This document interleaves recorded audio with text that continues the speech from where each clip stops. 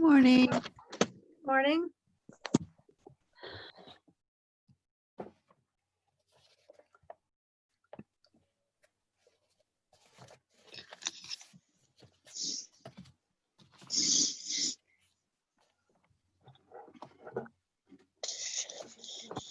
Hey, can you guys hear me? Yes. Okay. We can hear you. Thanks. Is that a doggy behind you? Yes. Many dogs in my life. Well, a few. Oh. Trying to get to a place with him that we can sit. Okay. Let's see. All right. I'm on my phone. I gotta figure out.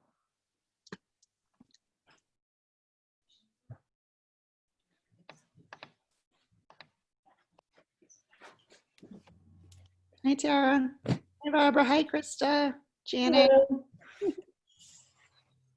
I'm here, barely, but I'm here. Oh, barely. What does that mean? I think I'm lucky if I got a couple hours sleep last night. Oh. So, yeah, that's kind of where I'm at. I almost toyed with not showing up, but we'll see. Hmm. Hello. Hey, you're Debbie. I just noticed that. I was Carol. No, you're Debbie. Both Debbie. Okay.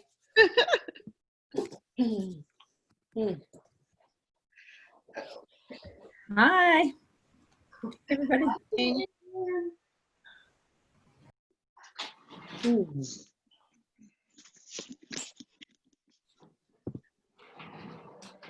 It's so weird going from house to house. I'm not really set up on Zoom here yet. Hmm. Let's see. Well, you must have driven out this morning. Yeah. No, I've been here for. Oh, you're still in Marin? I'm still in Marin. I'm gonna Okay. leave tonight after tonight's class. Because it's not going to be very late for you the way it will be.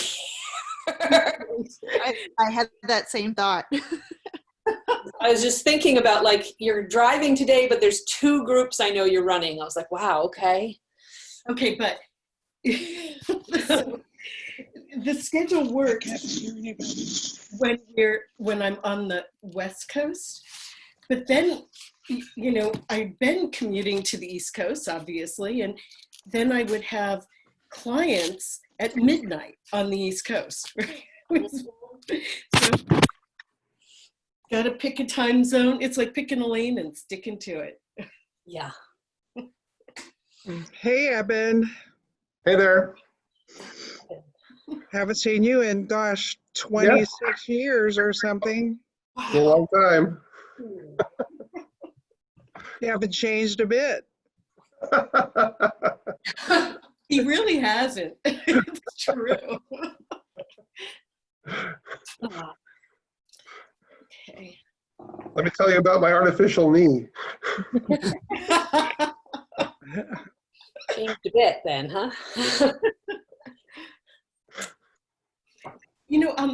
I have a question while we're waiting for others to begin.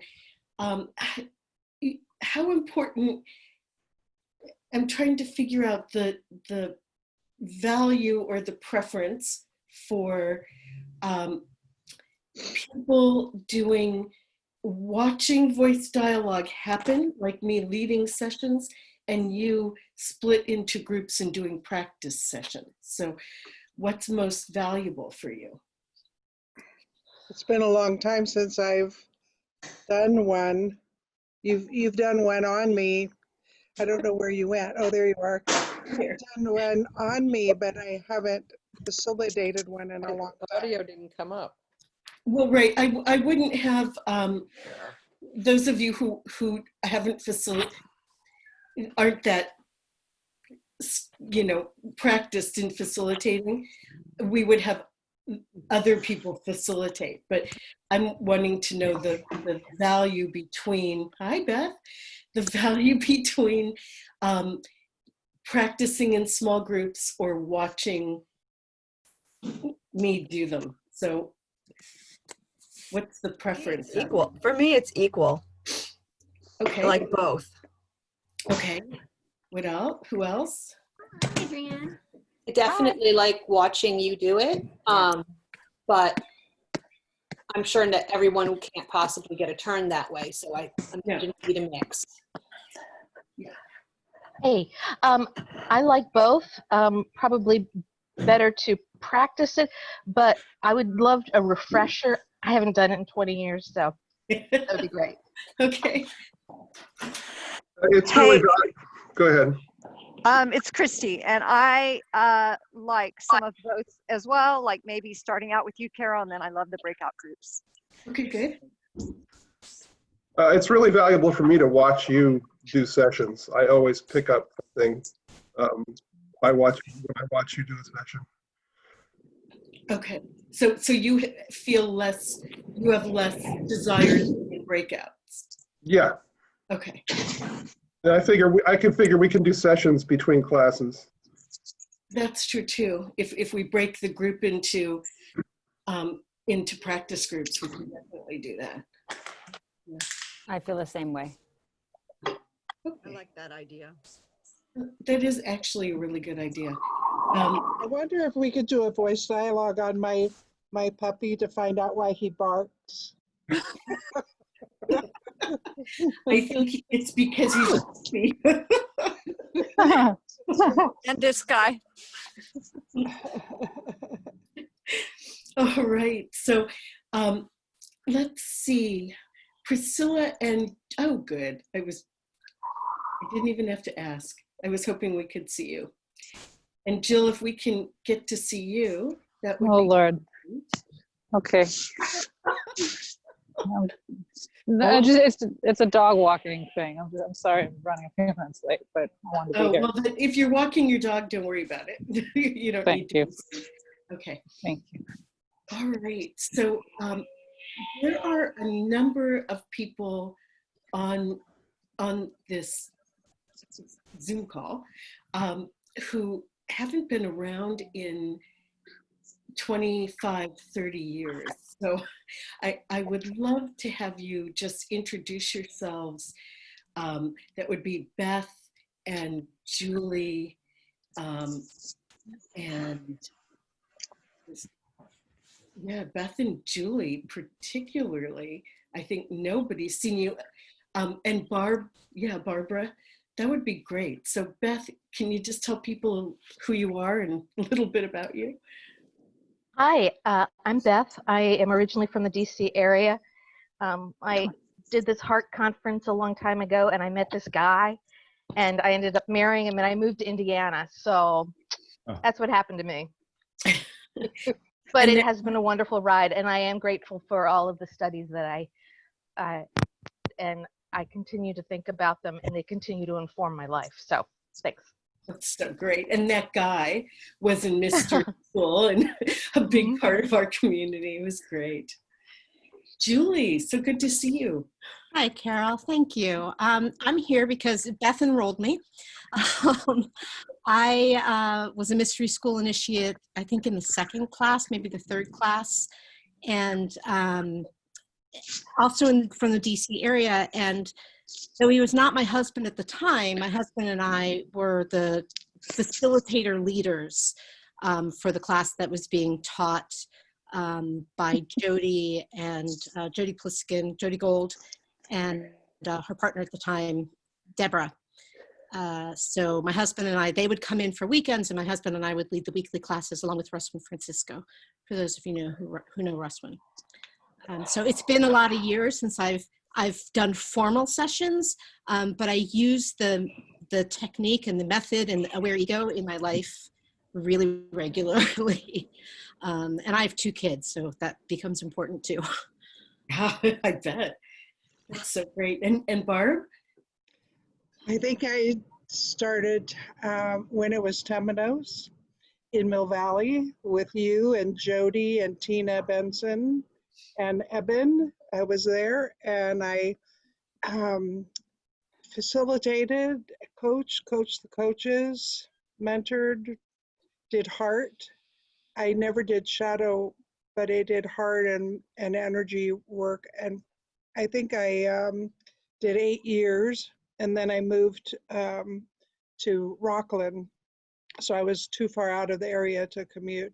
So 16 weeks ago or 20 weeks ago, I contacted Carole and I said, could you coach me? And so she coached me for 16 weeks, which was amazing. And now I'm back in this community, although I don't know many of you, but I'm here. And is there anyone else who feels like you've been disconnected enough from the community that you want to chime in and say anything about yourself or introduce yourself to the community?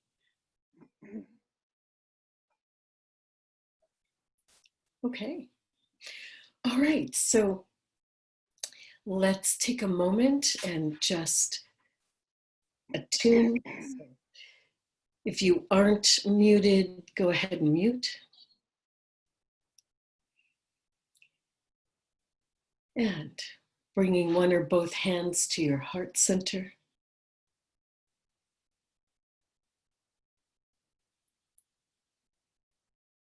A few cleansing breaths.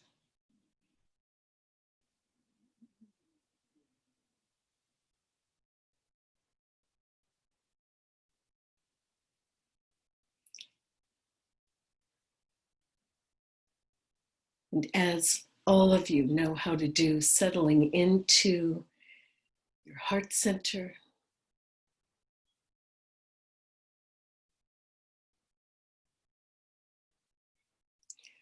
Relaxing into that connection with source, essence, presence, unconditional love that holds us regardless of what's happening in our outer lives.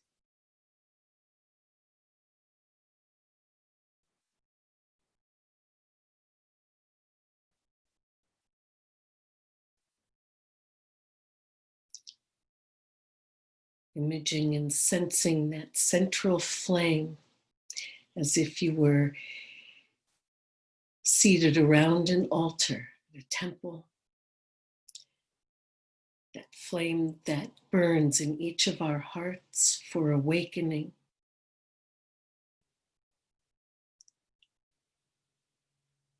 For igniting love.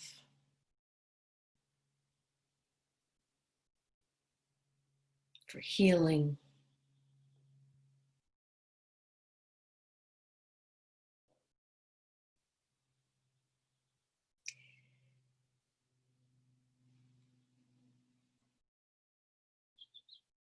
And sending a radiance of energy, a bit of that flame from our hearts into the whole group that's gathered here today.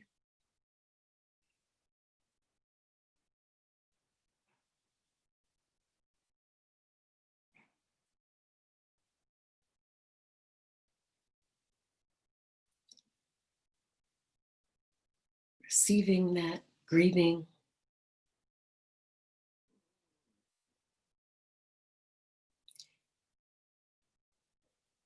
And opening our eyes and getting present.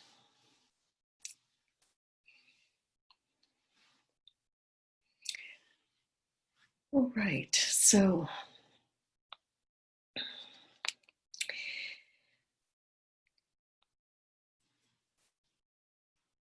I think some of you hadn't joined us when I had asked the group, was it valuable to do, oh, I see somebody I don't know, Elizabeth.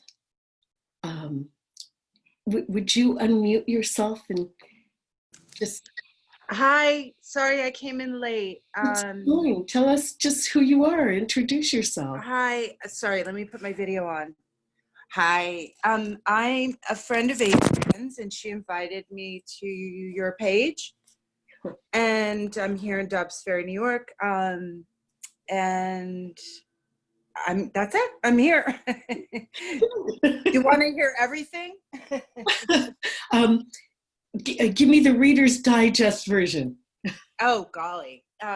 Okay, so I'll just start currently. I won't get into the whole story, but so I am recovering from COVID-19. I live alone. I'm a massage therapist for 15 years. A lot of experience with hands-on healing and being an empath, and just trying to really embrace the energy of what's happening in a positive way.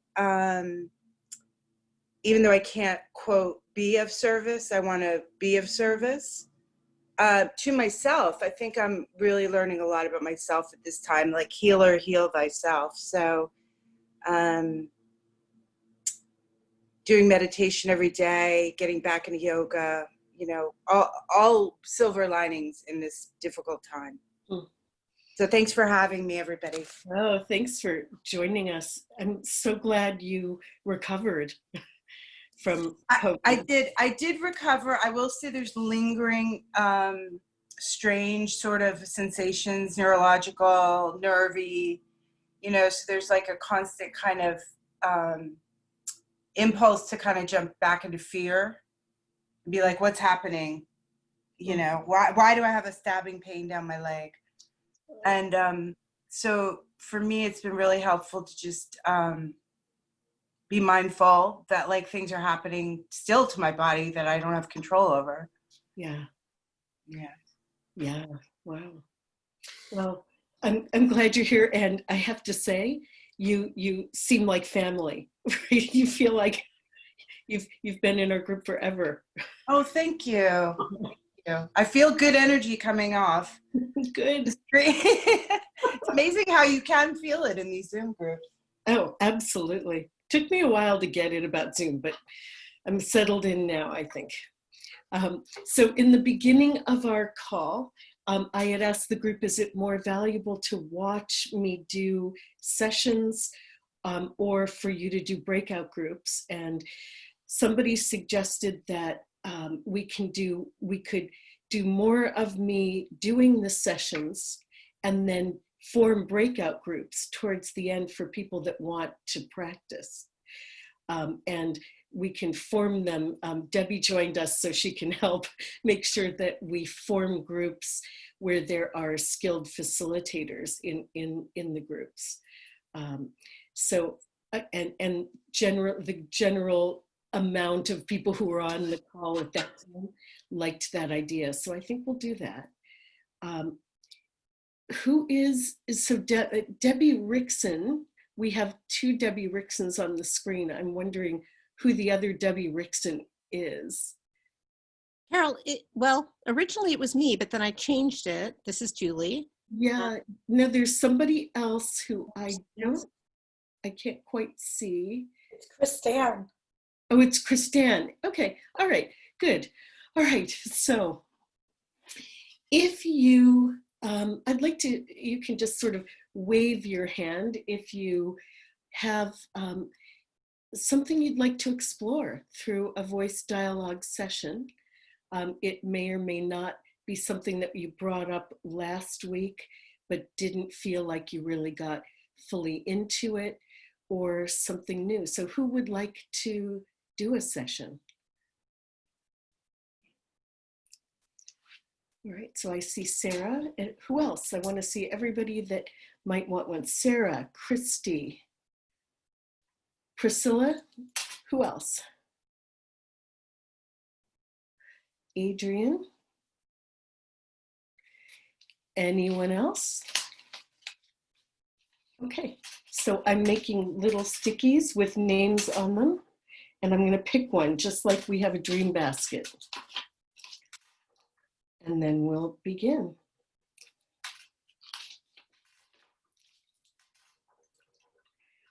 Okay.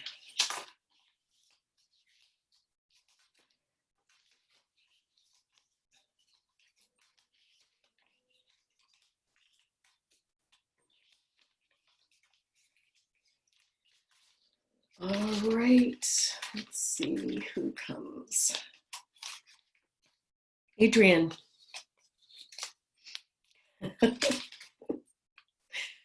All right, so if everybody else would make sure you're muted, and you might want to do speaker view so that you're able to really see Adrienne up close as she does her session. So Adrienne, tell me what's happening. Well, so I lived in California for 10 years and moved back about almost 10 years ago, about 10 years ago. And for most of the time that I've been back in New York, I've had this initially really intense and then periodic and still intense longing for California. And I was just checking with myself to see if it has changed during this time, and it has shifted a little bit, but it's still a voice in my head. There's still some really, really tenacious voice, and it feels like self-punishment, this constant comparison of everything being better in California than it is in New York. And I've tried to chip away at it in all different ways, but it's been persistent.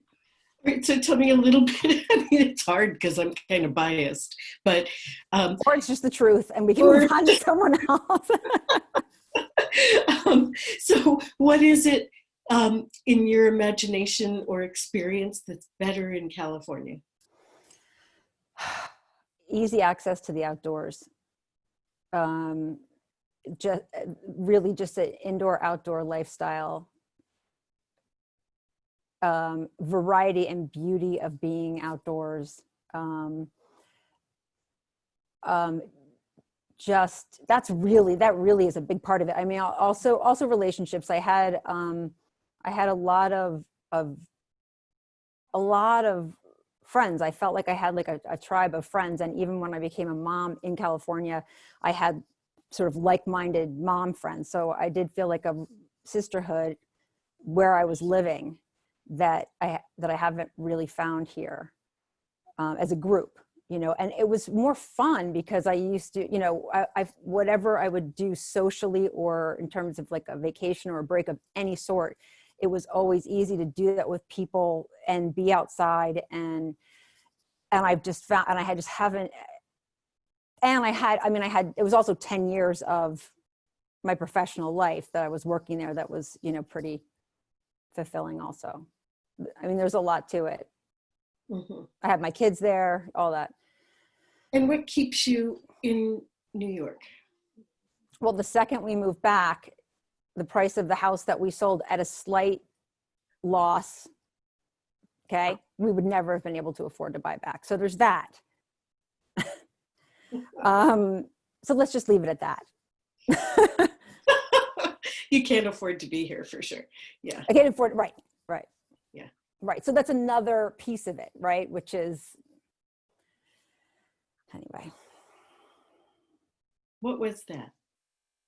That you didn't say? Another piece, I can't, that bothers me so much. I mean, part of the fact that we managed to lose money on real estate in San Francisco and then could never afford to move back, it fucking kills me. I don't even know what else to say. Like, I mean, it's, you know, and I always had the rule.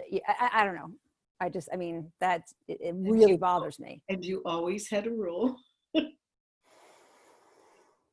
I learned and had a rule. We actually were able to, at that time, buy a house, which to me now is remarkable that we were able to buy a house in San Francisco. And I had heard my whole life, don't ever buy a house unless you can afford to have it or hold it for about 5 years. And it ended up being a pretty quick turnaround time, you know, and I just, there's so much to that piece of it. That's not what I mean, it's not what I miss about California, but it's another piece that is just all combined with the regret. Okay, so I mean, on the one hand, it would appear that we ought to do a voice dialogue between, you know, the part of you that, you know, at least find out about the part that keeps longing to go to California. But I'm not sure I mean, these are just my thoughts. I'm not sure. It seems to me that you've pinned something. There's some part of you that you've sort of pinned on California, right? Um, that you're longing for. And to me, that's kind of separate from where you live. I believe it has to be, because it's been 10 years. Yeah. Yeah. And It's, yeah. and the friends you had here don't, aren't still all together, I'm sure. They're Oh, kids, right. It's a right? fantasy that, yeah, probably Yeah. even there. Yeah. And California's, not what it was when you were here 10 years ago, and it's really congested and even more expensive. So I try to track when it comes up, and I notice, at least in the last couple of years, it's seasonal, right? You start hitting February, and what the hell did I move back to New York for? And I mean, it seems so obvious, but it's really painful. I mean, it feels like self-torture. Like just to constantly, and then there's nothing that whatever beauty could possibly be here could ever compare because of this state. yeah. Okay, so let's do our best to dig in here. I really apologize for the barking dog. Not a lot I can do about him right now. All right. Okay, Adrienne, so I want to start with your controller. So if you just breathe and center. I'll remind you that when we move into the voices, you'll move physically. You'll want to take your screen with you, or move back far enough that we can see the movement, but don't move yet. Okay. All right. So just sensing where your controller is in the room and what your controller is like. The energy, perspective, the voice, the cadence, how much mass. And when you're ready, just moving over into the controller and make that separation so the controller can fully be present. Carole, it's been so long. I'm having a hard time with this one. The controller is it's just what it sounds like. I'm not getting anything specific because. Good. I'm glad you asked. The controller is the part of us that protects us. It's often called the protector controller. So some people's protectors, I mean, it's that part that comes up when either things are going too far, or you need to present yourself in a certain way, or, in your case, that part that comes up when you feel like you're not being seen, or you're being attacked, or it's the part that goes like this. And my sense with you is that it's often the part of you that is it's very mental, and it has, like I saw it yesterday. Do you know the part I'm talking about? I think so. Okay. I think so.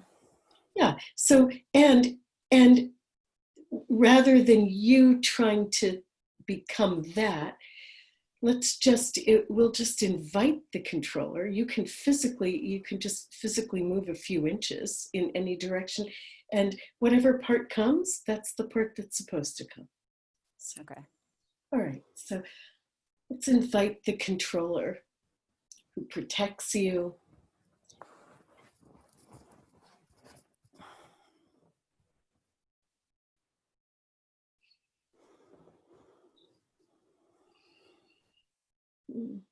I do think I saw you yesterday.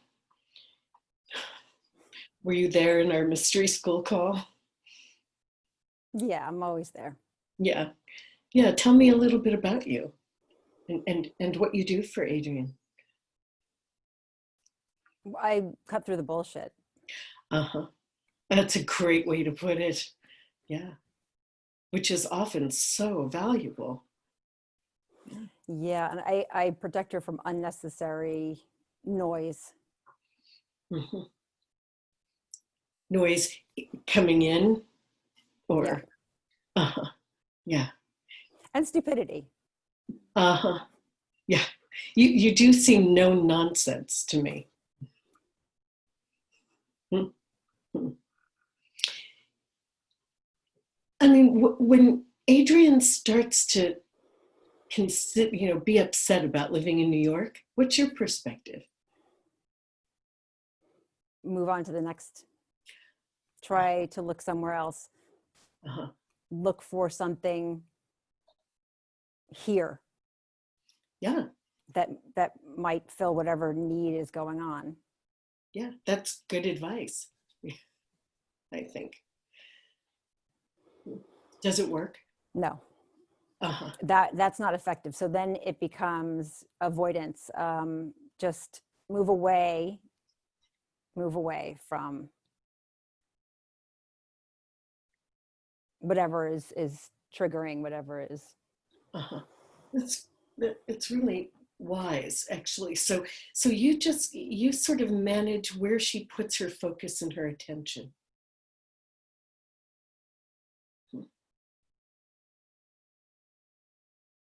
Mm-hmm. Mm-hmm.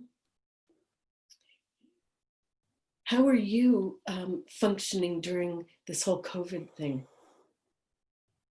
Oh, I'm keeping her focused on things that are soothing, creative, fulfilling.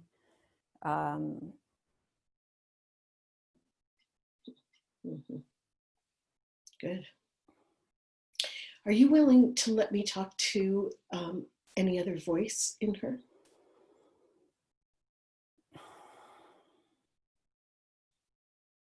Yes, but I may reappear if there's a kid who pops his head in the door. Uh-huh. Good. I totally understand. And are you the one that parents most of the time? Nah, trade off. Great. Yeah, that would be a big job. Okay. And do you have any concerns about other voices talking, other than the kid that the kids might need?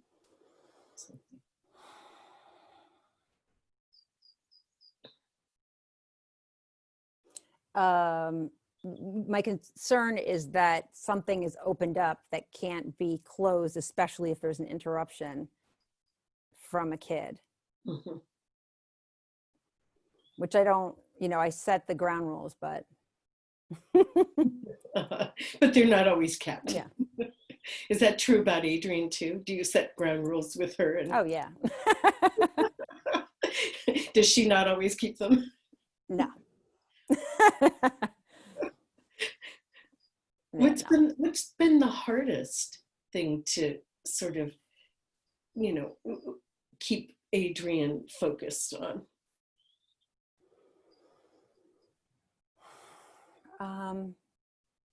Just staying open to feelings as they arise.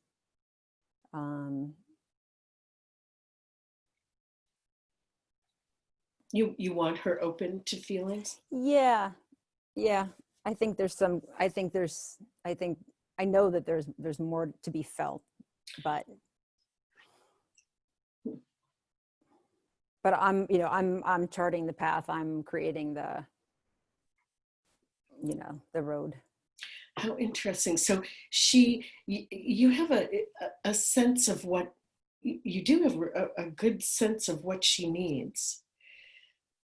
but then you want to direct it. It's been working so far. Yeah, yeah. I think that's really true.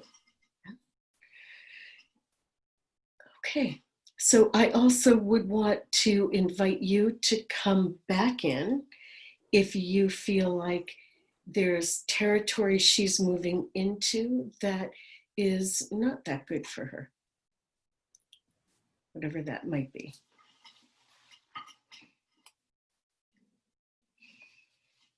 Okay, all right, thank you. So making the separation, Adrian, leave the controller where it lives and come back to where you began. Yeah, but close your eyes for a moment and really separate out that controller.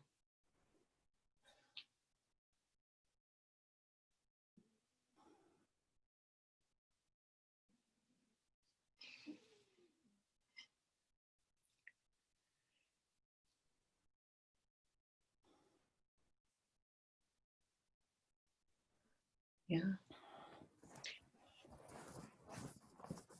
I think you're in that voice a lot. Yeah, almost a sense that that is you. So I want to just do something, a practice, something. Can you see my hand? Yeah, you can. I can. We have the controller over here. Mm-hmm. I'm gonna bring, as I move my hand, I'm gonna ask you to modulate, so to bring the controller part way in, so you can feel the controller energy in you, but not become it. So let's just start with having it really out here. So can you feel this separate from you? And you can keep your eyes closed if you want. I can do this verbally as well. Okay. Depends on what works for you. I think that works better. Good. So feel the controller as an energy. No nonsense. Quite rational. Very knowledgeable. Directed. Crisp.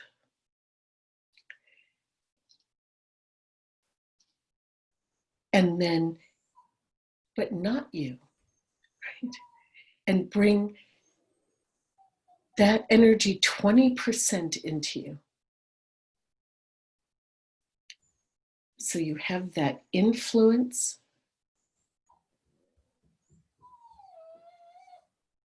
Is that a kid or a My dog? dog.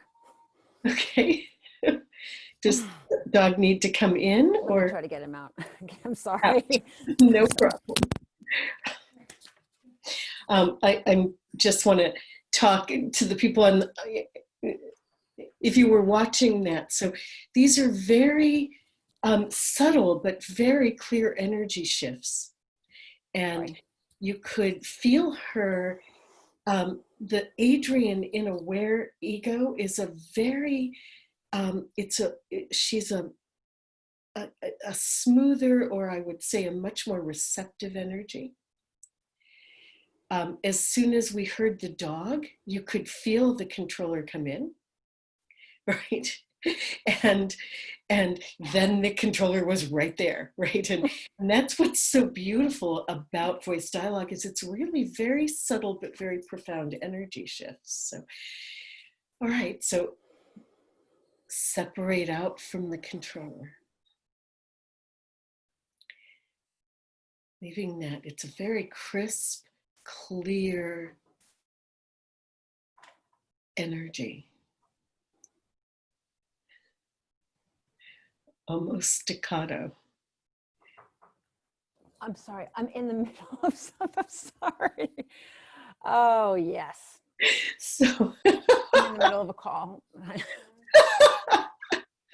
so Adrian, here's my suggestion. This is just how it is, when kids are home. Right. Door's closed. Okay. Okay. And this might be all we're able to do for right now. We can see. If it is,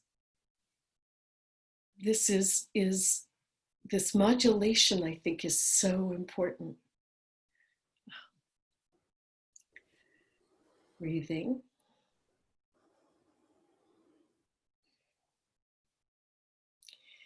And bring the controller energy in just like 10%, a little wash of it.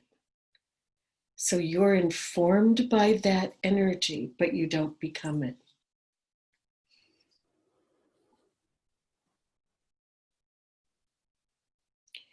And then move it out.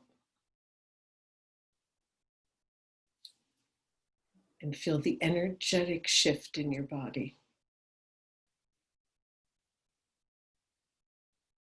There it is. And now bring the controller in 50%.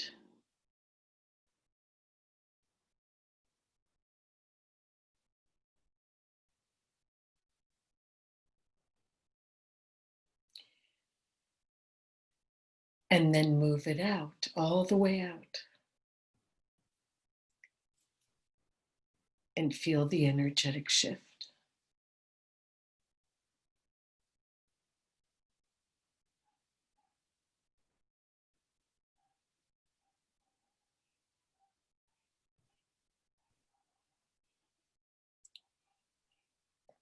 Good, and open your eyes. Are you able to feel that modulation?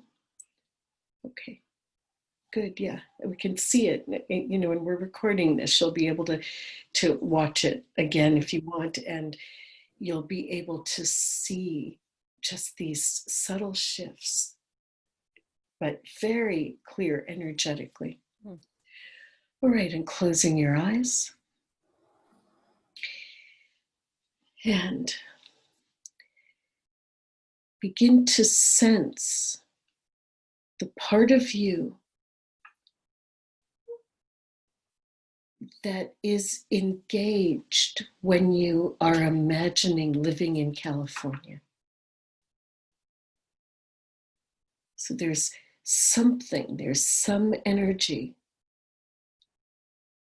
that you've attached to nature and California that's wanting to be seen and included and a bigger part of your life, I imagine. And sense where that energy is. And when you're ready, move into that energy so it can speak.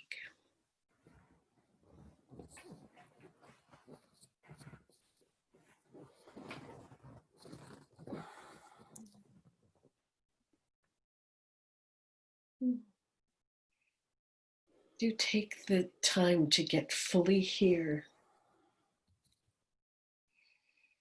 You seem to be a very big part of Adrian, and sounds like you push out like the spring does during springtime.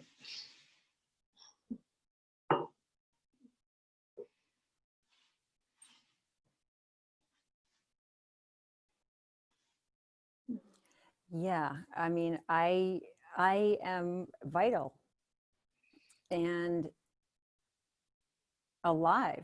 I'm alive. Yeah. If you could have full reign and expression, what would you do? A gesture?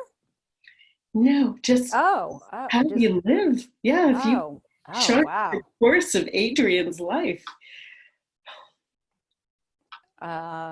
Well, I mean, Tahoe would have to be in there. I mean, there just I would have her living somewhere beautiful and that she could enjoy outdoors all year round, and that there's something about daytime fun that I really like.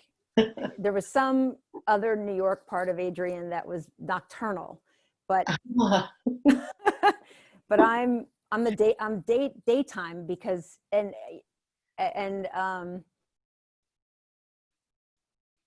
so I don't know. Just everything from what's interesting is I'm connected to the wine and all of the good things that also were part of life in California. So, like wine and good food and all of that combined with hiking and skiing and biking and all of that, and hot tubs and all of the things together. So you sound very Dionysian and like the Maenads, right? Like you sound like the sensual and Yes. lover of body and engagement and nature. When did you first sort of show up as a big presence in Adrienne's life? I've been there forever. Yeah. Yeah, and I helped her find those spots and growing up in New Jersey where they were, and continue to find them, in many, many different places. Are you involved with her painting these days? Yeah. Yeah, it's a bit indoors for my taste, but we're in a basement. But yeah, it brings in the color. Definitely brings in the color. And all that exuberance that you have. Yeah. So I have to assume that while you love to be outdoors and all of that you are an energy separate from all of that, right? I'm just wondering. Yes, and in New York, I feel like I'm bouncing against walls. I feel like I will go to expand myself, let's say take Adrienne on a bike trip or something, and it's always the same trail because there's only one trail because that's all there is. There's only one designated place because all of the outdoor spaces are so segmented because there's such population density. So I'm getting the sense that a big part of the pleasure for you is new or different, right, or interesting. Yeah. Yeah. I bet yes. You love to travel. Oh yes. Yeah. Oh yeah. I mean, and that was a big part of Adrienne's earlier life, and will be again.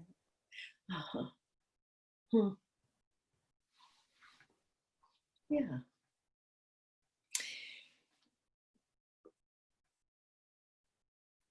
Do you enjoy sex? Yeah. And that variety also. That's what I was just thinking of, the variety. Yeah. What about food? Absolutely. Cheese, for some reason, is coming to mind today. I'm not sure why. I think it's the wine cheese. Wine. Yeah, that's what it is. How'd you feel when Adrienne's kids were born? Not happy. Yeah. Yeah. No. Mm-mm. No.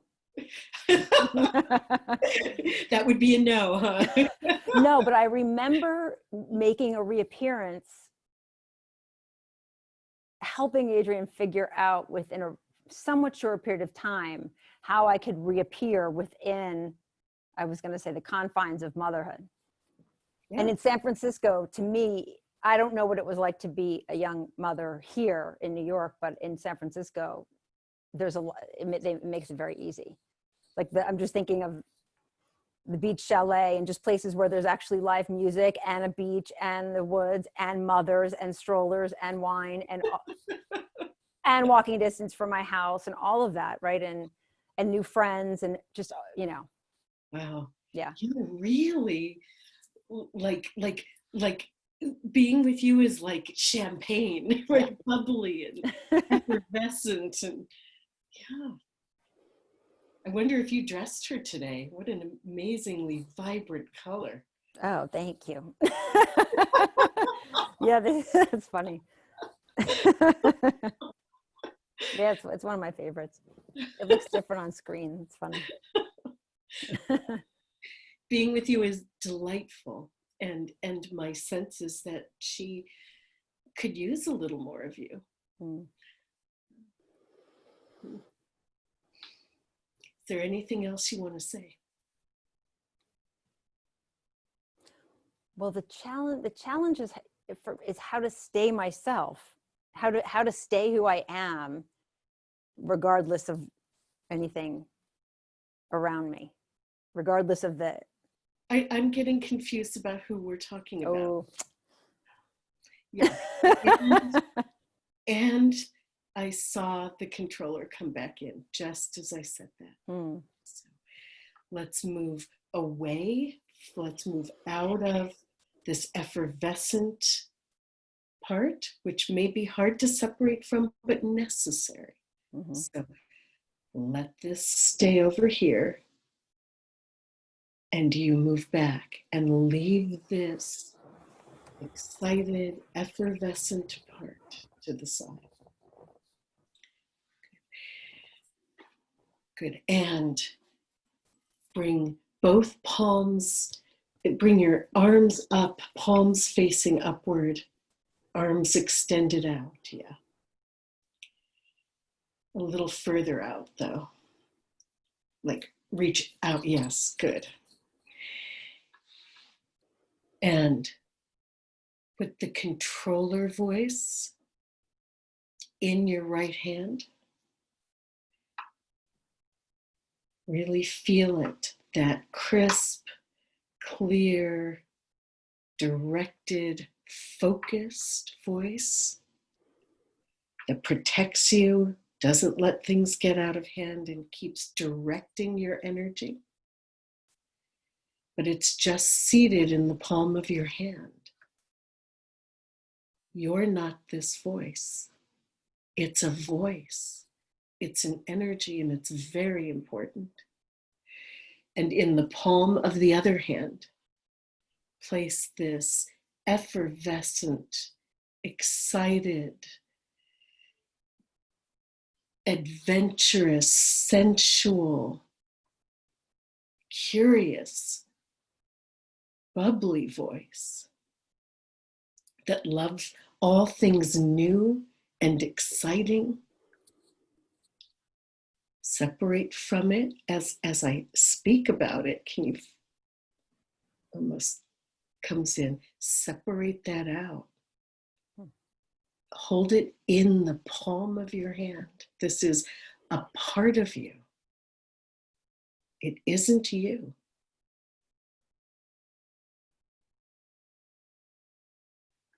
And do begin to sense how the two modulate within you.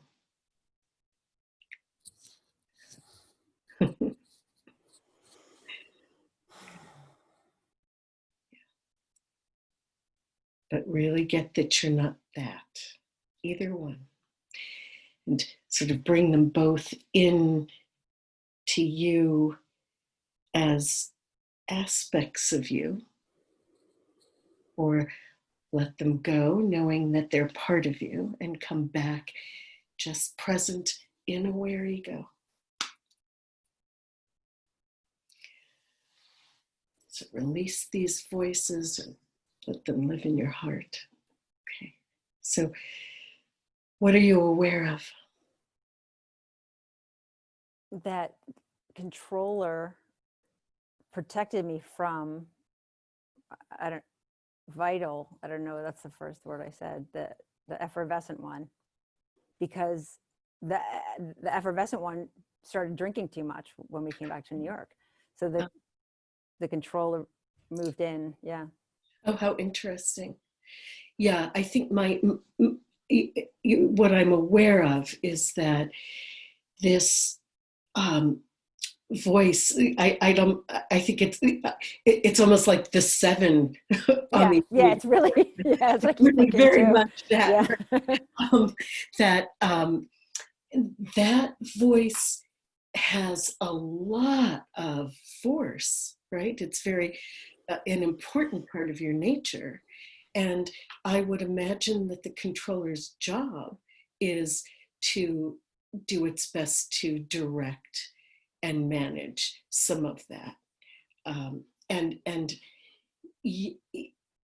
because, left to its own devices, right, this voice wouldn't be encumbered by anything, wouldn't be encumbered by work, by children, right, by a marriage that dictates where you live, by real finances, any of that, right? Um, and your controller does a very good job of sort of directing, but I imagine it's overwhelmed. And the reality is that the hope is that there's a you, that as you start to disidentify from both voices, that you can begin to do the directing. To the extent that the controller voice is the only one managing this impulse, it's going to be a constant battle. I'm sure that you feel that battle of, you get yourself under control, right? And then this side of the polarity must burst forward, when it can't stand it anymore, right? So from a centered and present place, to be able to really realize that aspects of this voice need to be included in your life for sure, and that this voice, the Dionysian voice, is always going to want to take over, right? I'm glad you mentioned addiction, because it's so strong. It feels like if it had its own way, it would simply sweep through your psyche. So to that extent, it may always be thwarted in terms of having what it wants, right? And I think it's that thwarting that you feel when you're wanting, to do whatever. And I don't think it has much to do with California at all, really.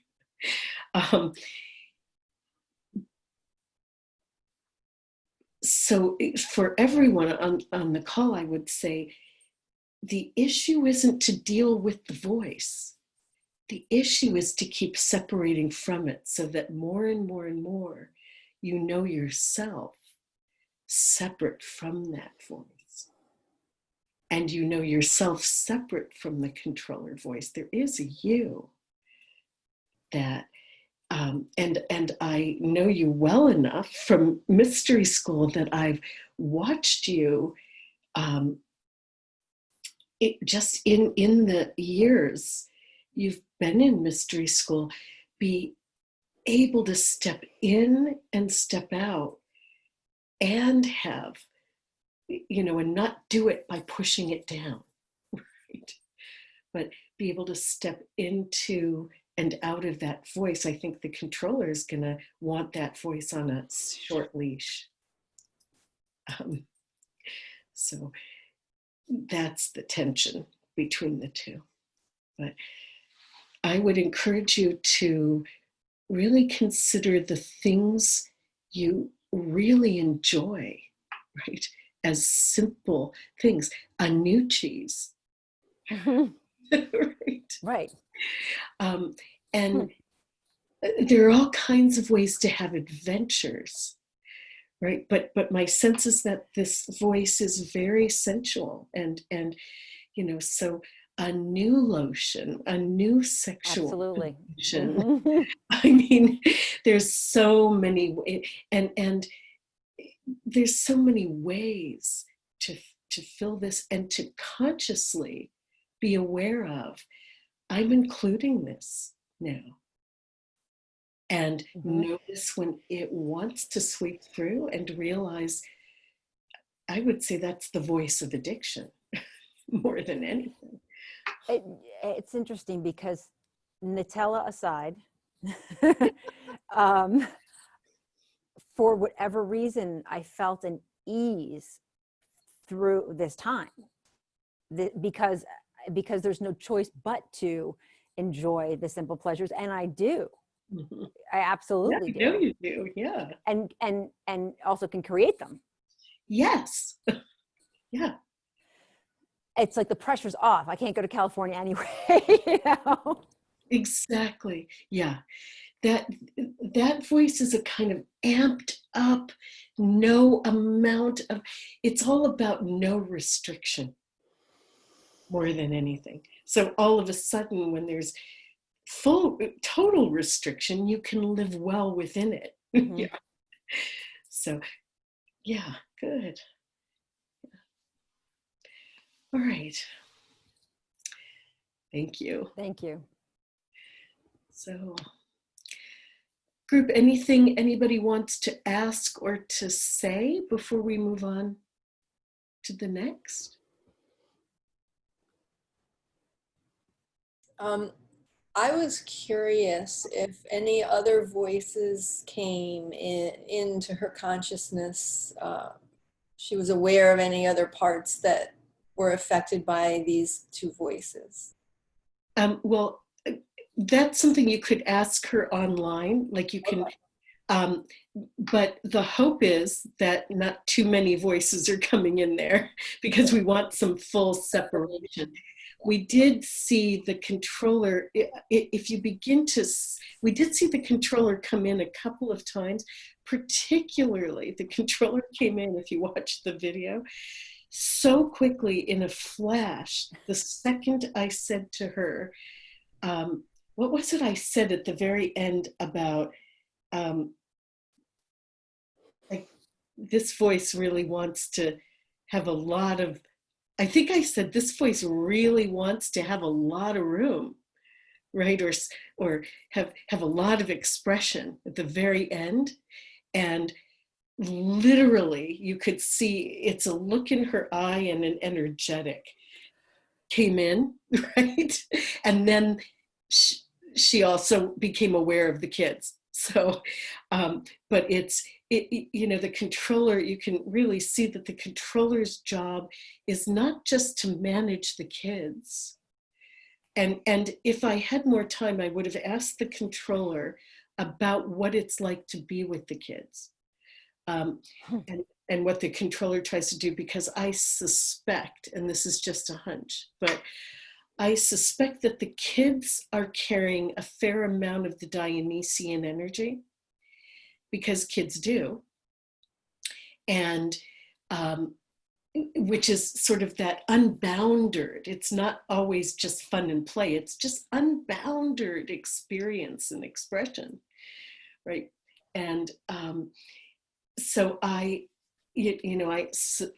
suspect that, you know, the controller's got its hands full trying to manage her own Dionysian energy, and, you know, add the kid and trying to manage the kids on top of it probably feels a little resentful, right? And I suspect that, you know, Adrienne, having separated out these voices, you might want to watch for when your kids are having that unbounded and free expression. The voice we didn't talk to, because we can't talk to all the voices at once, but I suspect there's a part of you that is jealous of the kids, right? And it might be the Dionysian energy that just, you know, and we didn't have enough time, but to watch those, and then the resentment that perhaps the controller has. But the key here is to be able to separate out enough that there's a self that is aware and watching as this goes on. Anything else you want to say before we do one more? Adrian, I loved watching you and feeling it in me. And the sentence I wrote down is, "The world is mine. What delight will I find?" And I'm excited to get to dialogue with this part of me that I didn't. It's like you introduced it to me, getting to watch you. So thank you. Cool. Thank you. So nice. Yeah. Adrian, I get to spend time with you in mystery school, and I loved watching you do that.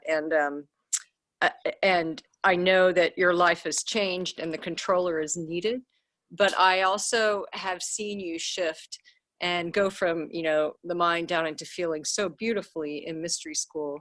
And I just wanted to say that I know that you have that capacity, and I love seeing it in you. Thank you. Thank you. I believe the call ends, Lauren, at 10:30. Is that accurate, Debbie? Yeah. Yeah, but you can also pop off whenever you want. All right. And my plan is to do one more and then to have anybody leave the call who doesn't want to be in a practice group, and have those that do want to be in a practice group, I can split you into groups right then. Okay. And then you can figure it out with each other. Okay. All right. So I'm pulling one more. Thanks, Adrian. All right, Christy, I pulled you. So what's up? You gotta unmute. Okay, unmute and you can see me, right? So this is kind of new to me, and I got to do a really great session with Dory being the doe, Dory and Heather over the weekend. Facilitator, I believe. I'm sorry? Facilitator. Yeah, Dory was she was the facilitator, I was the facilitatee. So she, it was really great. Really quickly, tell me what you want to explore. I found that it was very difficult to differentiate and not go immediately from the controller into the critic. And I'm just learning to parse it out. So I basically just wanted more practice. And I just got to witness this. So that was great. Yeah. I had kind of this judgment about the controller. I realized yesterday that I saw it as something too rigid. You know, the controller was more stern than I knew. And well, Dory pointed that out, so that was great. Let's see what we get as we play. And we might just do a very quick feeling out the energies. All voice dialogue sessions aren't really long. You can do some touch in so you can get the differentiation. So it would be the focus on the differentiation, not on the voice itself. Okay, so. Great. All right, so close your eyes. When you're ready, move into the controller voice so we can touch into it.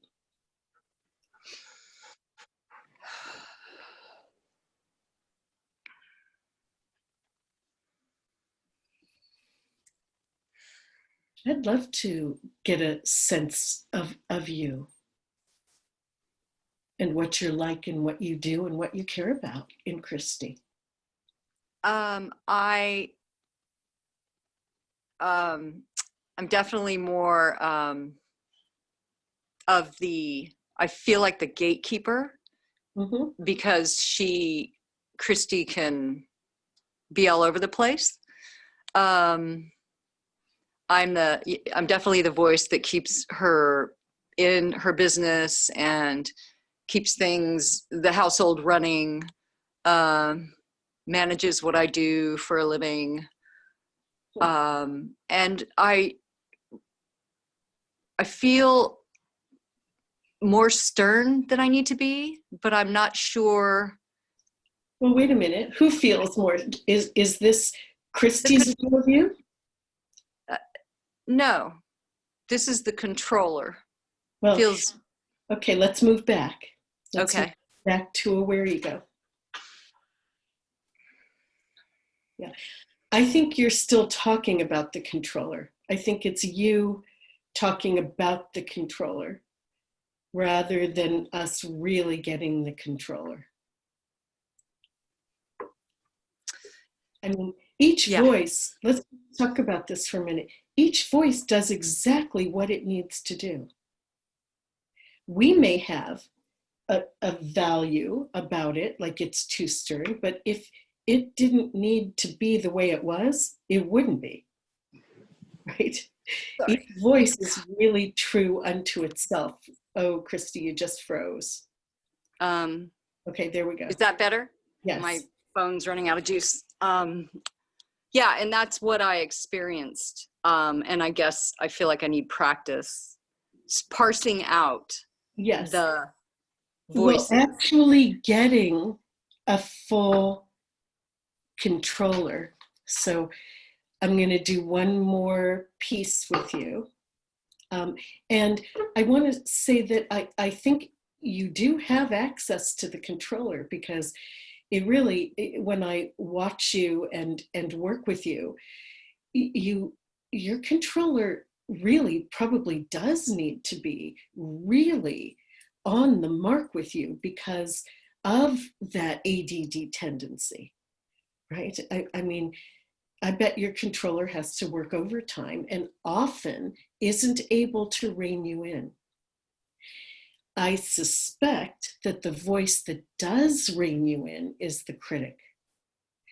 And so what I want to say to the whole group is that we may have a bias that against the controller, right? Because a lot of times we just feel like it's really sort of, you know, got all the controller. It's keeping us from doing something.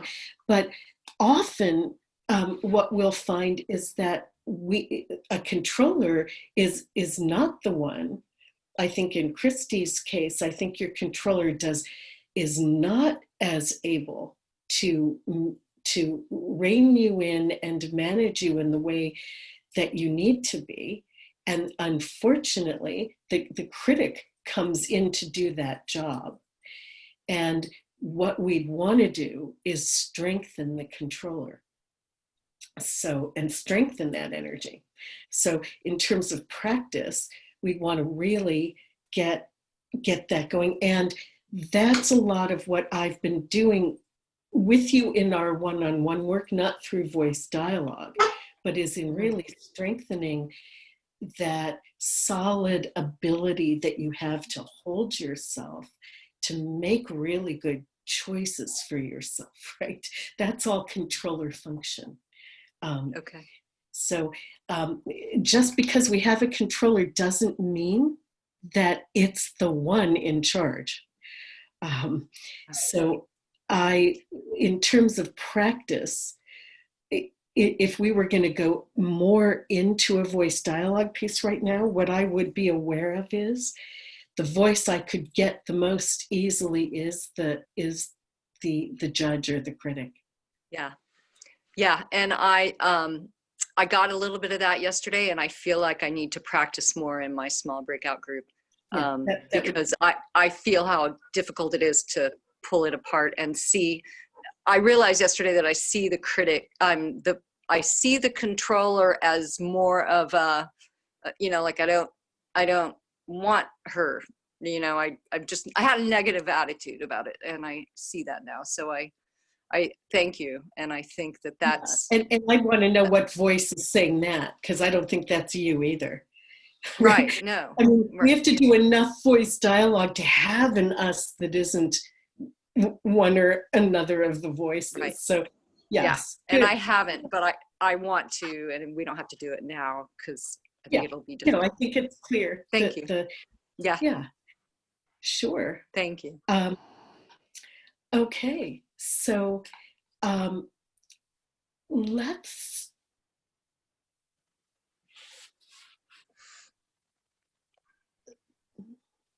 Priscilla, which voices? Or what's up that you would want to explore? Well, I was thinking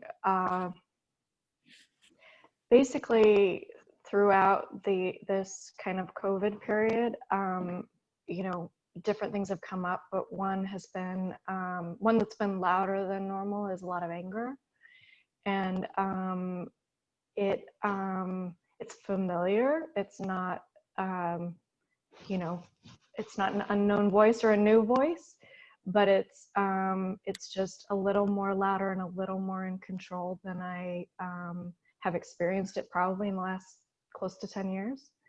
And so I'm curious about that. And the other voice that's coming up is, or the other, I'm not sure if this is a voice, I'm not sure if this is the right way to say it, but the growing awareness or the growing memory combined with awareness that oftentimes when I express myself, the voice that actually comes through when I'm in the moment of expressing myself is it's hard to, this is a little difficult. I know it's going to sound a little cerebral, but it's, even though the sentiment is authentic, there's something about the voice that is mismatched from the feeling, or taken out of the feeling. And it's been a real challenge for me for mostly my professional life. You know, feeling like what I'm saying is authentic and yet feeling totally misunderstood and misheard. And I think it's the emotional overlay. Okay.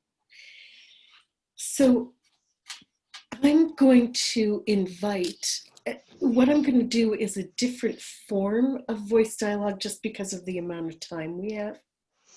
So I'm going to invite all of you to consider a voice that has been very present. I can't imagine that Priscilla's the only one who's had a voice really sort of become quite prominent, you know, or more prominent during this COVID time. So what I would suggest is each of you either find a voice that's been quite big, or just a voice you're curious about. You don't even have to be able to name the voice. It could just be a feeling, and that's the voice you want to explore. And Priscilla, do you have something to write with? Yeah. Great. So always good to come to these calls with a way to write. Most of you have a computer, so you could do that.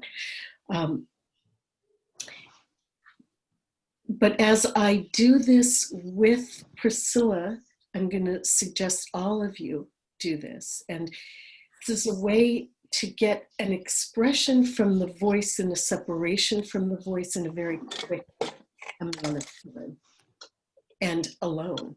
So, all right. So everyone closing your eyes. Just breathing.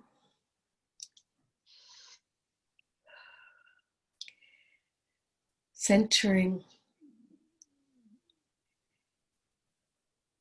And first become aware of your controller. We're not moving into the controller, but become aware of the energy of your controller.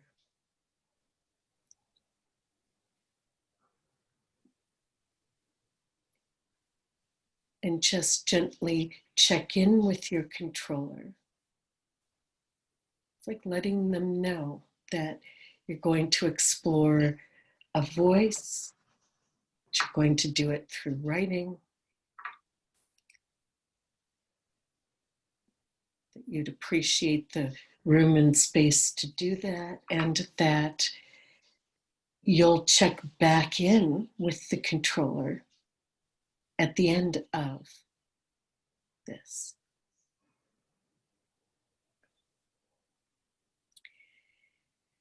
And now sense the voice you want to explore, the voice that's been tugging at you or up a lot. Could be the feeling of anger, could be fear, anything you want to explore.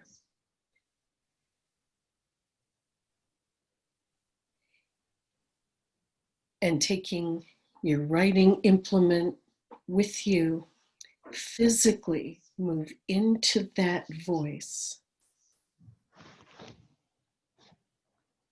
Physically moving, shifting positions.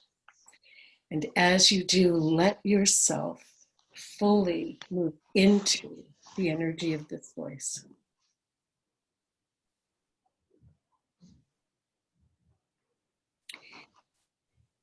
Letting this voice become fully present.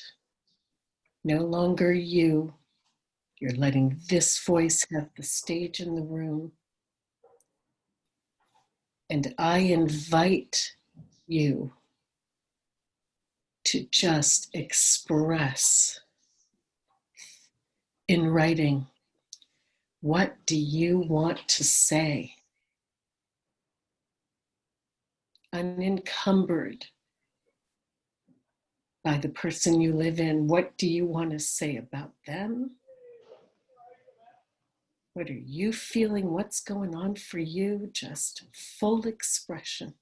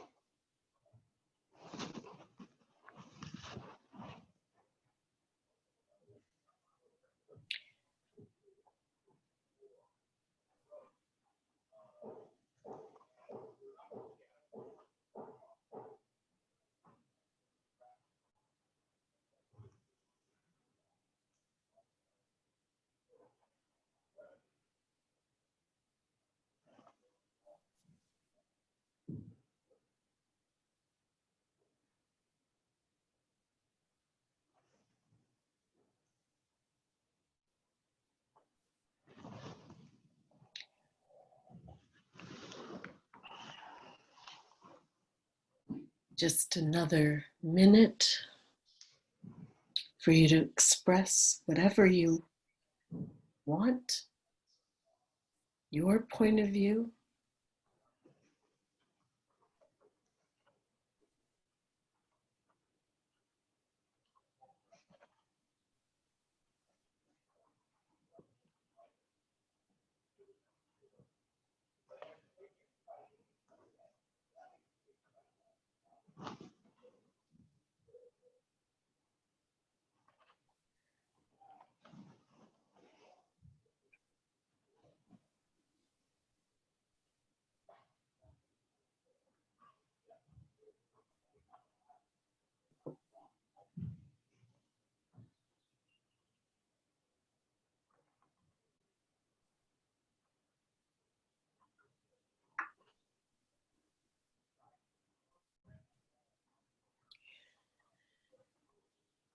And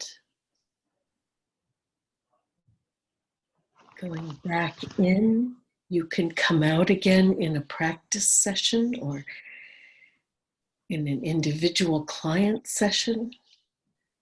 But going back in and make the separation.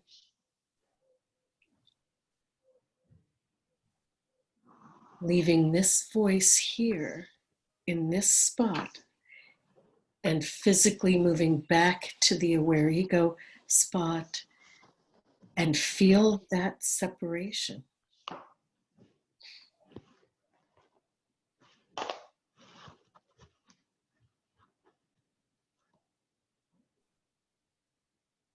And now checking in, closing your eyes perhaps, but checking in with the controller. Seeing if the controller wants to touch back in you or has anything to say.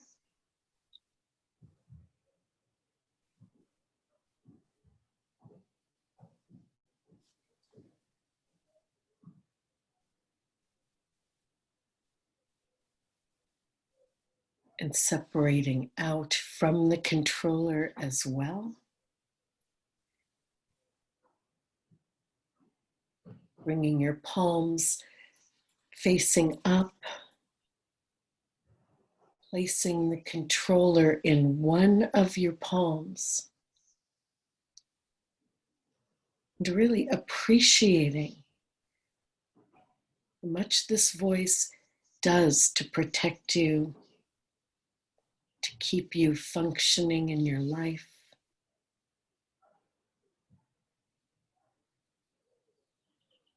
And in the other palm of your hand, place the voice that just spoke.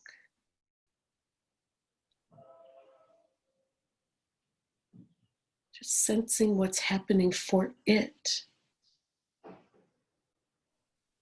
Perhaps why it's up so loudly these days. Every voice develops to serve us. Sensing what this voice serves.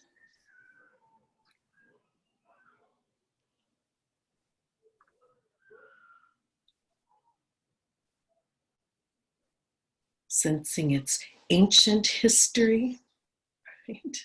When this came in your life, maybe what's triggering it now.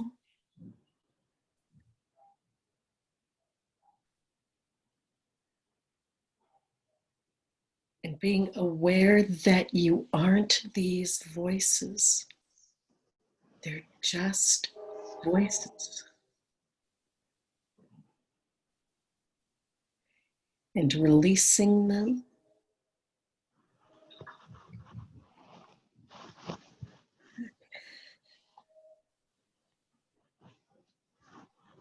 So Priscilla, did you get a sense of separation from it? Oh, sorry. I thought it was muted. Really? Yeah.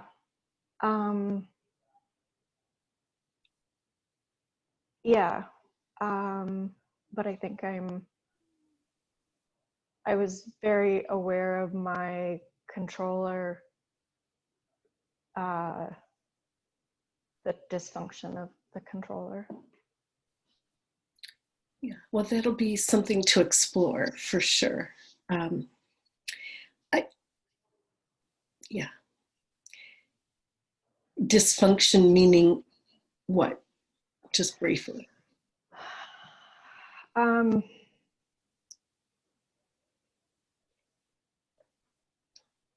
I mean, it feels very threatening and ominous and bullying and a little somewhat. I worked a lot with Adrienne, so I hope I'm not overstepping saying this, Adrienne, but to some degree, the way that she said her controller, you know, it's an oppositional kind of voice to the anger.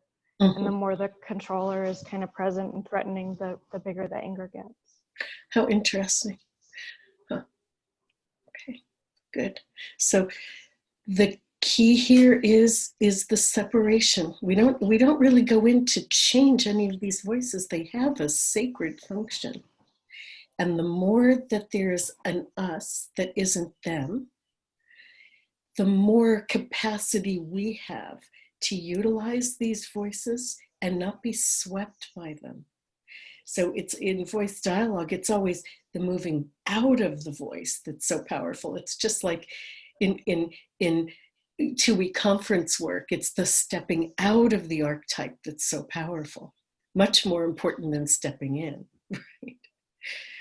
All right, so that's what we have time for today. If you want to be in a practice group, stay on our Zoom call right now. And if you don't want to be part of a practice group, you'll go ahead and like pop out and then we'll form groups that'll allow that to happen. So see you next week. All right.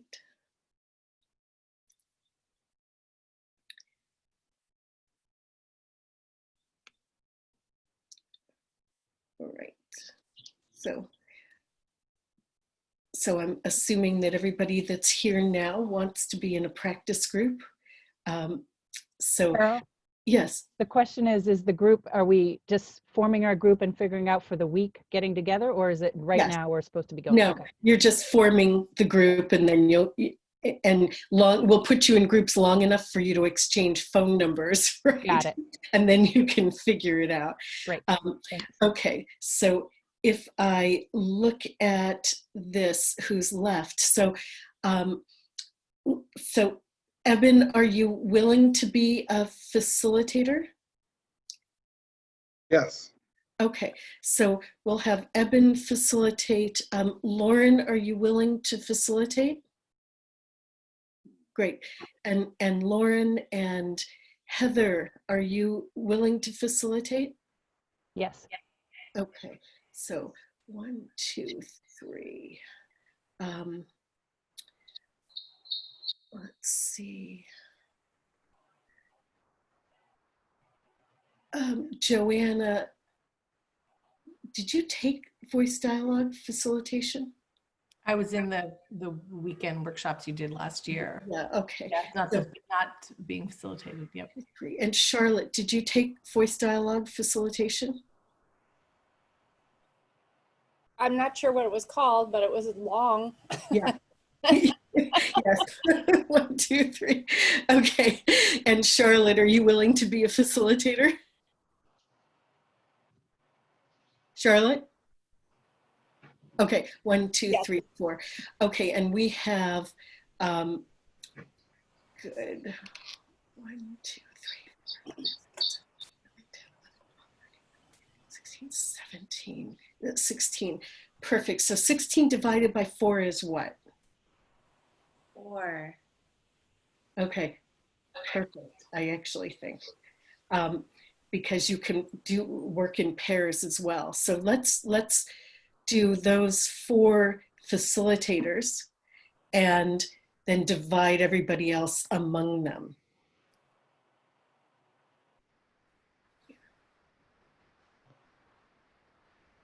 So are you, Debbie, you're putting people in groups now, I think? Yeah, just give me one moment. Okay, no problem. Oh, fancy. Elizabeth Malumia. Yes. You have your hand raised. Was it for something? Okay, I'm trying to, no problem. You don't have to worry about it. I just wondered if I had missed something. Okay. I was thinking that maybe I wouldn't be in Eben's group. Oh yeah, so Janet should probably not be in Eben's group. Okay. That makes sense, Janet. Shilpa should not be in my group. I'm sorry, I didn't hear that. Yeah, and Shilpa should not be in Lauren's group. Okay. Just to make things even more interesting.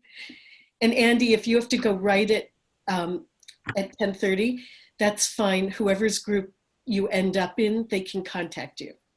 They can tell you, the facilitator can tell you you're in their group. Okay. Okay, awesome. Thanks so much. I'm gonna dial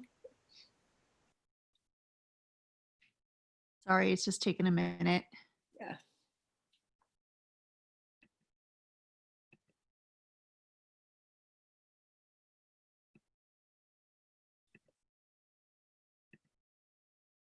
We have to do it manually. Yeah. And it's not Unfortunately. telling me the names of the different ones. So just Yeah. um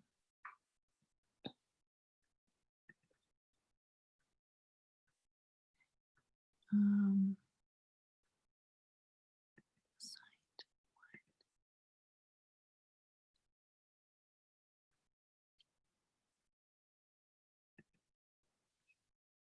great. I love seeing people here one by one into groups. Great. It's just taking a moment. I love it. It's very cool. It's magic. That one should be done. And you've been assigned to breakout room 2 if you can join there. Heather, you've been assigned to breakout room 3. And then that should leave Janet. That leaves Janet. yep, she needs to go into breakout room 3. Let me put you in there. I still see Heather. I don't know if it's hard for Heather her. is in breakout room 3. She just hasn't joined. Okay, Heather, you need to join. Say yes, you'll join breakout room 3. And Shilpa, I'm gonna put you, let me just make sure you're not going with Lauren. You'll go in breakout room 2. Okay. So we might need to say something to Heather, who may not, she looks Yeah, frozen. she's frozen. Yeah. And I'm just, there she goes. There we go. Oh, Is that wow, you everybody? did it. I did Awesome. it. Okay. It's so And funny now, because can we type a message to them telling them that they can just end whenever they want? Or yes. do we have to stay on until they're done, or what happens here? That I'm not sure. I'll Google it real quick, but let me just make sure I have everyone in the rooms. So it was Alvina, Charlotte, Elizabeth, and Laura, Ian, Eben, Margot, and Shilpa, Janet, Joanna, and John, Beth, Lauren, and Sarah. And where's Andy? Andy, Andy could go in a group in the Joanna group.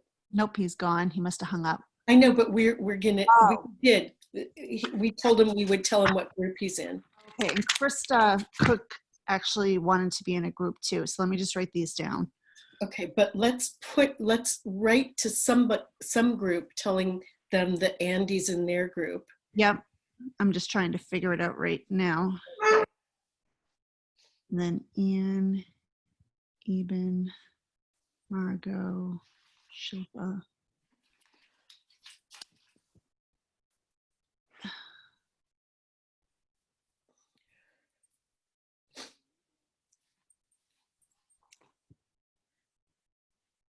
Yeah, it's just must be slow. Hold on. I've got people texting me. Saying Joanna's saying it's only her, it's only her and John, but Janet's supposed to be in there, so it might just be taking a minute for them to join. Okay, tell her that Janet's supposed to be in there and Andy. Put Andy in there. Okay.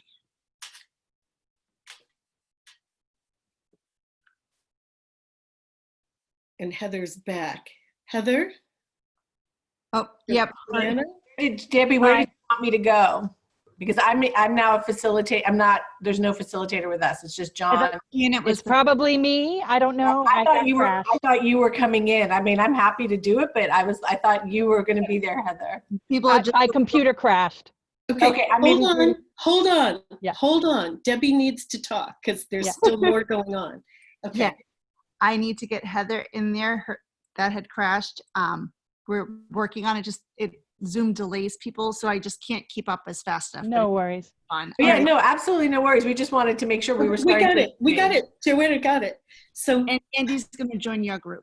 Heather's going into the Joanna group, right? Yes. So that's 4. We're group. Yeah, there's group. And Andy. So one of you should tell Andy. That would make there, and then there'd be 5 of us. Make in 5, there. yeah, we're gonna Oh, put, then we'll put Andy somewhere else. all Okay. right, I'm putting you into breakout room 3, Heather. And you can go back in. Do you need me to put you back in, Joanna? Or I can- will go, but can you just tell me who it is in case my computer does something because of the breakout again? I hope. Yep, it's my computer. Janet, Uh-huh. Don Love, and Joanna. Okay. All right. I'm going in. Thank Okay, you. then how do I go in? She's going to put you back in. It says you're in there. It says you're not joined. Is there? How did you come back out? I just said leave breakout room and came back out. I'm gonna move you into a different room, and then I can move you back into that room. Okay. Okay. All right, so I'll explain that to that group.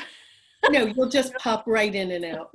Yep, Yeah. so as soon as you join in, I can move you back in. Now I'm moving you to breakout room 3. Thank you. You're welcome. Bye. Bye. And then that means that Andy can go into breakout room 4 with Beth, Lauren, Sarah, and Andy. Joanna's still here. She has to join it. I don't have a message to do it, and there's nothing popping up on my screen. Yeah, this happened with you the last time. I'm not sure. No, it happened with Margot, not with me. Okay, But yeah. so here's what I would suggest. Do you have the phone numbers? Can you text any of them and tell them? Yeah, Heather, yeah. Right, text Heather and maybe get on the phone with Heather while she's in the room and you guys are figuring it out, because Zoom's not letting us do what's needed here. All right, Debbie, where is Andy going? He's going to go into breakout room 4, which is with Beth, Lauren, Sarah, and Andy. Okay, so you'll want to text them and let them know. Do we And- want to post in the Facebook group too, the different groups? Would that be good for people to see? It would be great, yeah. I can do that when we hang up. Okay. All right, so I'm going to leave the meeting.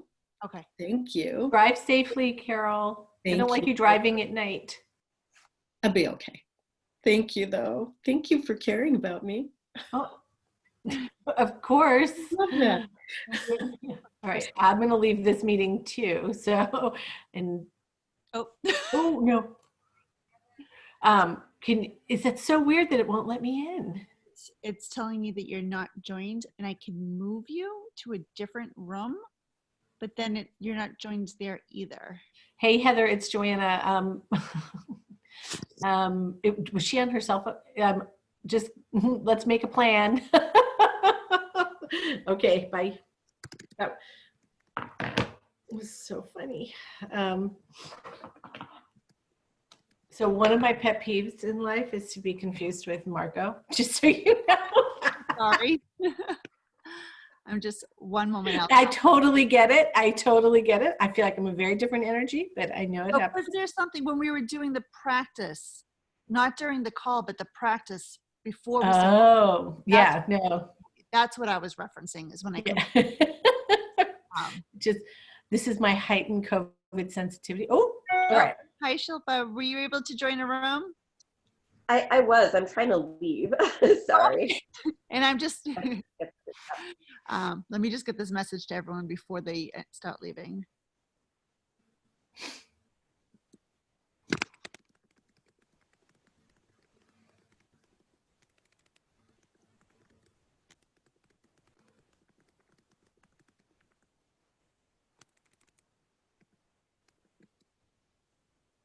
So should I just leave you now?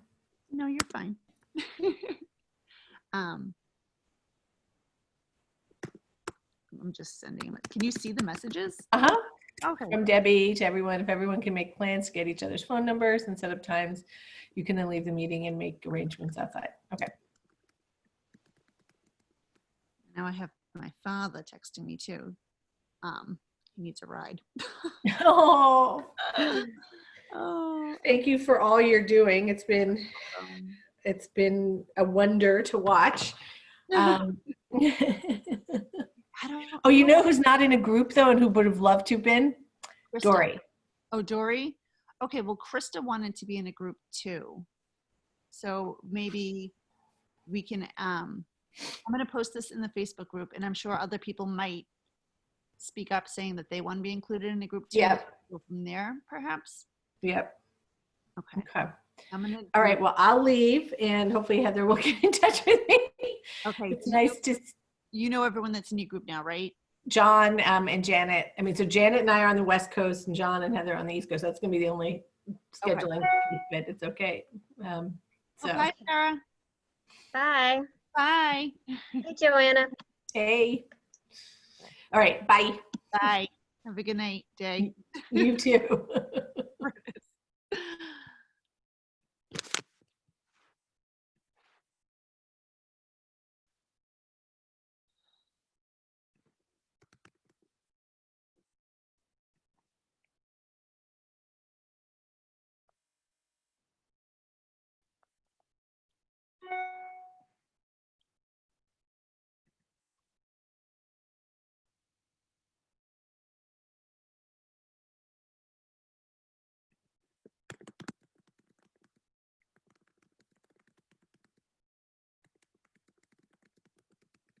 Hi, Debbie. Hi. Hi. One moment. How are you? Good. You, Debbie, too. How you came signed in as me? A couple of I people. know, that was so strange. I don't know why. They all want my voice. Thanks, Debbie. All right, Thank well, you. our group is good, so I'm gonna go. Okay, I'm gonna post it in the Facebook group so everyone can see. I saw your note. That's great. There's a couple other people that wanted to be added, so we'll let them have the opportunity to join. Cool. Okay. Well, if it's helpful in terms of matching people with groups, our group is going to meet this Friday at 5 p.m. Eastern. Okay. Do you want to comment on the post that I'm going to put, and then that way we'll see that? That would be fantastic. So then maybe other people will also follow suit and offer things up too. Grand. All right. Thank you. All right. Bye, ladies. Bye. Bye. I'm going to close all these rooms. Bye, everybody. Heather, you all Ciao. I'm good. I didn't see Joanna. Somehow she didn't make it in, but I'll text. I know. She said that That's she fine. could reach out to you by text. Yeah, I'll talk to her. All right. Sounds good. Thanks. Bye. Bye.